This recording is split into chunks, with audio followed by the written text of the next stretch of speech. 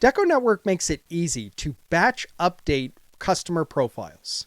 Simply come into Business Hub, Customers, and select the group or all of the customers that you want to update.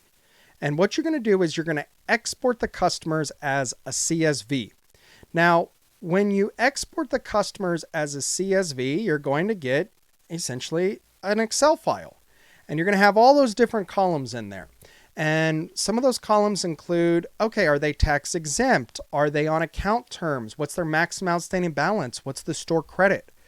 Within that CSV, you can update the cells, and then we can import the CSV back into Deco, and it will make those updates. So if we need to be, again, updating little things that I would have to tediously do within each account profile, so maybe within each account or a group of accounts, I need to put them on a